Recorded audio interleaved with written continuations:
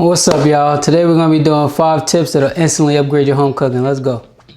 My steaks are straight out the fridge, so what I'm gonna do is I'm gonna pack them dry, season them, and then we're gonna warm up our pan. But let's go ahead, let's get this moisture up off this meat. I like ribeye. Some people like strips. I like a more tender steak. I do like strips too, don't get me wrong. I worked in a steakhouse for a little bit and they had some nice cuts as well. Tomahawks, Australian tomahawks and things like that. And so we're gonna go ahead and season these babies. We're gonna use salt, pepper, then we'll go ahead, when we're finishing our steak, we're gonna take some shallots, some thyme, right? So first off, let's get our steak salted. Look at that. You see how the higher you are, the better it is for surface area. Here, let me zoom you guys in, by the way. This is not flaky salt. Flaky salt is the finishing salt, right? You can use coarse salt, and the amount of seasoning is always going to depend on the thickness of the meat, right? Because you need that flavor to penetrate. Usually I would just mix the salt and pepper together. That way I ain't got to do as many passes. I'm going to finish this. I'm going to go ahead, turn these steaks over. Same to the other side. We're going to get a nice crush. I'm going to season these babies all the way around. So we got our steaks. All right, y'all, let's add our oil. Make sure you have your butter with you. And then the oil, we want to get to a nice glistening state. All right, y'all, remember, we're going to lay the steak away from us. Never towards, always away.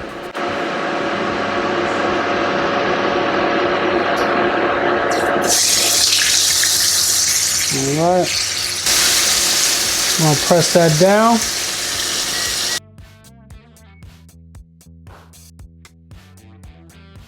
Go ahead, take our steak.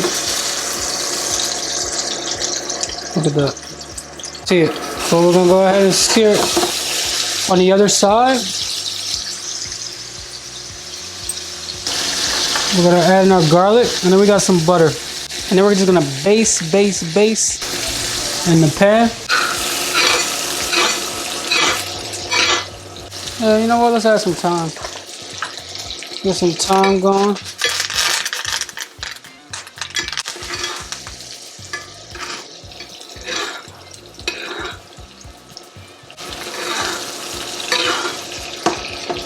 We got our steak that's rested beautifully. All right, y'all, so now we're gonna go ahead and make a pan sauce. Usually, you want the fond. That's those little brown bits there. Could be stuck to the pan, mine is already loose. So what we're gonna do, while we got this going, we're gonna go in with our shallots. So, we got that. Some Sauvignon Blanc. Deglaze this pan.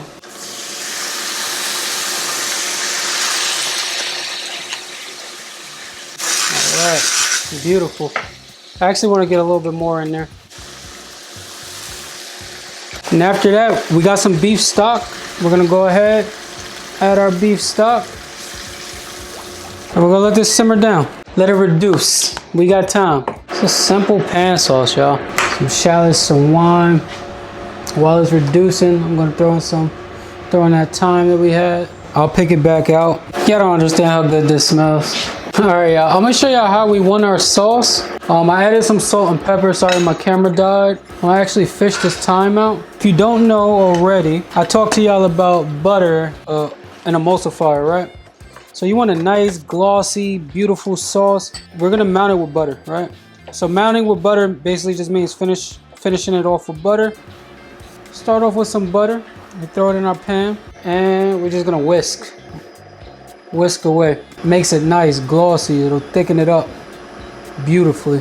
All right, y'all can already see. We'll do the test. I'll show y'all the test if y'all not familiar, right? Y'all see it already thickened up a bit. It's not as thick as we need it, but it is thickening up. So we're gonna keep adding our butter in. Butter. We're gonna let this come down some. I'm gonna let the heat do some of the work for us. Also gonna get us a nice little deeper color. I'm gonna add some more butter.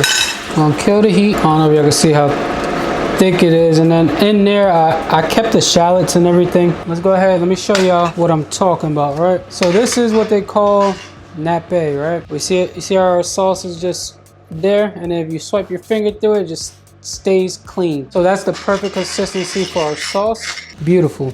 No cornstarch, no nothing. All right, y'all, so we're gonna start off with our butternut squash. I have it cubed here. The first thing we're gonna do with our butternut squash is we're just gonna go ahead and add some oil. I recommend using olive oil. Right now, I just have vegetable oil on hand, so that's what I'm gonna use. Get everything coated in the oil first. Got our butternut squash all coated in oil. We're gonna go ahead and just take some salt, some pepper, season it up. I'm gonna go ahead and toss.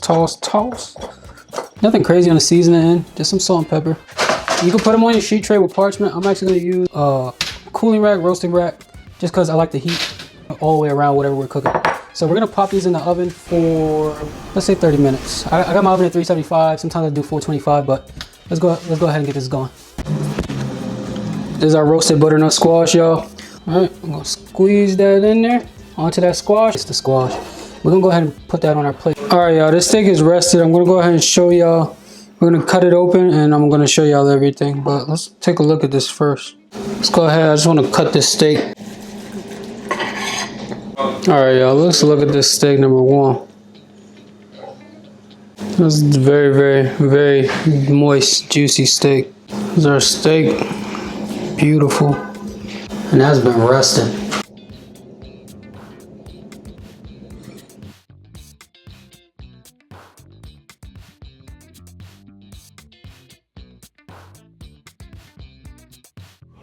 All right, y'all, so we got our beautiful steak here. We got our pan sauce that we made.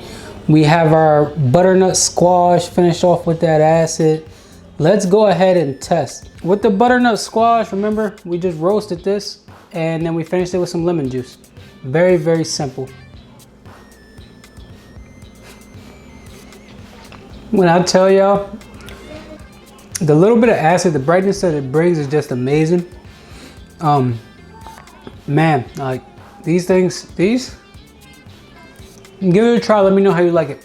Next, we got our steak. You can cook your steak to your doneness. I prefer a medium steak. Trust me, I've definitely had well done steaks before. Medium well, then I went to medium. Medium rare, I really don't like. Yeah, look at. First off, my steak still nice and juicy, retaining the juice. We're gonna go ahead and eat this.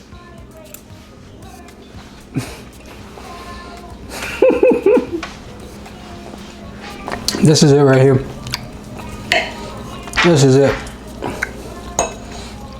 You want a delicious restaurant quality steak? You make a simple pan sauce, y'all. You make a simple pan sauce. Yes, shallot, salt, pepper, thyme. Let it reduce some white wine. Very simple, y'all. Very, very simple. Resting the steak was really the key to retaining that moisture and it stays juicy for a while. This steak's probably been sitting for about 20 minutes just between me filming and it's still very, very juicy.